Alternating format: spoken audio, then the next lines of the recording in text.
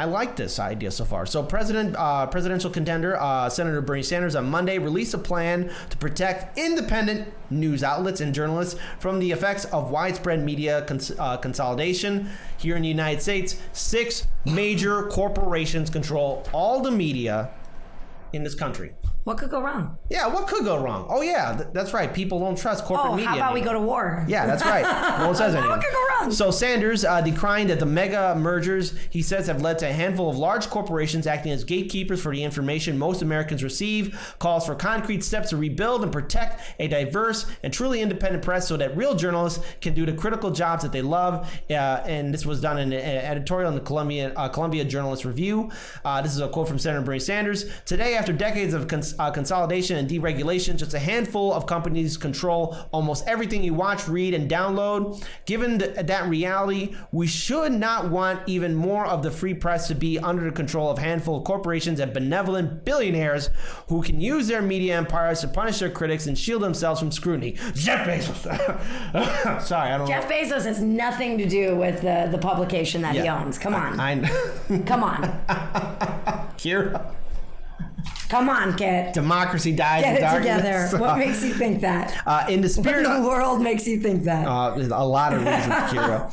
In the spirit of existing federal laws, we will start requiring major media corporations to disclose whether or not their corporate transactions and merger proposals will involve significant journalism layoffs. We will also require that before any future mergers can take place, employees must be given the opportunity to purchase media outlets through employee stock ownership plans, an innovative business model that was first pioneered in the newspaper industry. So again, Sanders also proposes policy to better protect both local and independent journalism. The plan includes undoing the moves by the Trump administration that have made corporate media mergers easier to complete, and immediate freeze on major media mergers until their effects on the free press could be studied. Sanders would also appoint leaders to the Federal Communications Commissions to reverse Trump-era rules on media ownership, which allows cross-ownership on television, radio stations, and newspapers, as well as one group to control multiple stations in one market. So this plan comes after Sanders' criticism of Amazon founder and Washington Post owner Jeff Bezos, Kira. My hero. I don't know. Sanders has clashed with Bezos over Amazon's wage and employment policies, and earlier this month suggested that Bezos' ownership of the Post has affected its coverage of his campaign. Sanders also criticized CNN coverage of the 2020 race during the Democratic presidential debates. However, the Washington Post did push back, and here's what they wrote. Senator Sanders is a member of a large club of politicians of every ideology who complain about their coverage. And this was done by the Post executive director, Marcy Barron. Contrary to the conspiracy theory that Senator seems to favor, Jeff Bezos allows our newsroom to operate with full independence, as our reporters and editors can attest. Well, okay, in 2016, I remember 16 negative articles about Bernie Sanders in one day, and numerous other negative articles about Bernie Sanders, calling him misogynist, a sexist, and all these other things. And you guys are really expecting us to swallow this BS? Corporate media across the board was saying that when Clinton got the nomination, even though they turned a blind eye to the election fraud, was saying that she was easily going to defeat President Donald Trump. Really, corporate media? Yeah, no, the media has failed us over and over and over again, and one of the reasons for it is that they're massive conglomerations. Yeah, guys, another reason for it is because they're massive conglomerations. Yeah. They're multi-billion-dollar corporations, and like any other multi-billion-dollar corporation, they're going to do what they need to do in order to maintain their power. And also another thing too to remember is that, look, CNN, Fox News, MSNBC, they're all the same. Granted, they have different points of view, but they're all owned by corporations, and corporations, their main bottom line is money.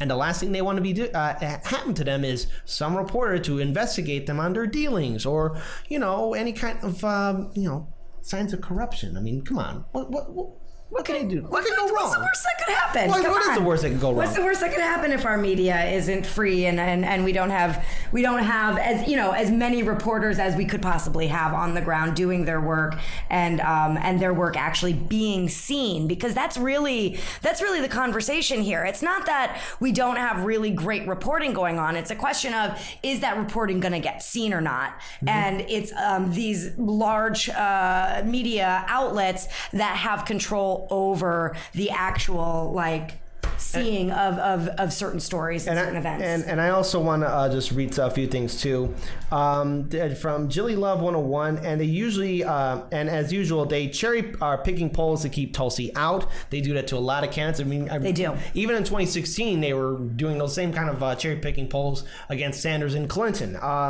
Let's see, alternative facts. Still waiting for the episode where they find the WMDs, and then Kaleidoscope. Well, progressives and don't hold your breath. And then Kaleidoscope says, well, progressives and conservatives share the same opinion about corporate media. And here's the fact about corporate media. I mean, everyone can agree. It's all designed to control a neoliberal, neoconservative narrative to where they're going to deny people information. Look, a lot of these corporations are owned and have connections to the military-industrial complex, the fossil fuel industry, the pharmaceutical industry, the health insurance industry, and they want to make sure that all the information about any kind of misdeeds that they're doing is remained silent and hidden. Mm-hmm. You know what corporate media doesn't talk about? This is going for CNN, Fox News, MSNBC. You know what they don't talk about? They don't talk about climate change. They don't talk about the fact that Wall Street and our economy, look, we are due for something worse than a recession. I hate saying it, and I don't want that to happen either, but we're long overdue for one, and when it hits, we're all going to be impacted by it. I don't care what your political ideology is, it can crash, but no one's holding Wall Street, the big banks, or major corporations accountable. No one's talking about the ridiculous student debt. That's exactly what I was thinking about, the student debt. No one's talking about the housing bubble. No one's talking about our crumbling infrastructure. No one's talking about corruption in our elections. Yeah, or money in politics, because guess what? Money in politics, corporations are people. Money in speech and corporations are people. So you know what? These corporations that control the media are going to make sure that you guys, all of you, remain uninformed. And so and again, just a short example, the power of independent media or independent outlets. Look at, I keep mentioning Joe Rogan's interview with Senator Bernie Sanders.